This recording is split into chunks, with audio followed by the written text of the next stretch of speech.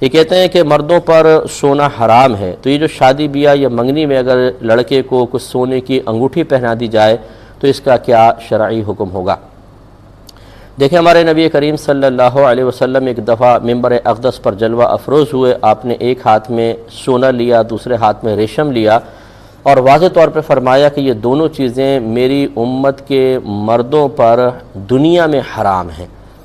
اس کا مطلب یہ ہے کہ جنت میں یہ نعمتیں حاصل ہوں گی اور مرد حضرات استعمال کر سکیں گے، لیکن دنیا میں اس قسم کی نعمتیں یعنی دونوں چیزیں یہ استعمال کرنا سرکار نے حرام فرمایا ہے، واضح طور پہ ممنوع فرما دیا ہے. لہٰذا ایک لمحے کے لیے بھی اگر کوئی سونے کی انگوٹھی پہنے اور مرد ہو تو وہ گناہگار ہوگا، اور اگر نابالغ بچے کو پہنائی جائے گی تو پھر چونکہ چھوٹا بچہ تو شرعی لحاظ سے شرعی احکام کا مکلف نہیں ہوتا، ابھی اللہ تعالیٰ کے احکام کا پابند نہیں ہے، تو اس کا گناہ اور وبال پہنانے والوں پر ہوگا.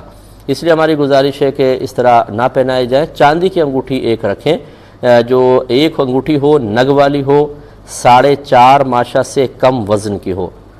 4.5 ماشا یعنی نگ چاہے کتنے ہی وزن کا ہو، حلقہ جو ہے اس کا وہ 4.5 ماشا سے زیادہ وزن کا نہ ہو، اور ایک وقت میں ایک ہی انگوٹھی ہونی چاہیے.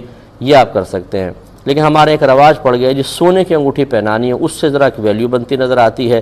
حالانکہ باہر کے ملکوں میں دیکھیں، یہ مطلب جو انگریزوں کے ہاں یا کسی بھی اور بہت ساری قوموں میں ہوتا ہے، کوئی اس کی اہمیت نہیں ہوتی.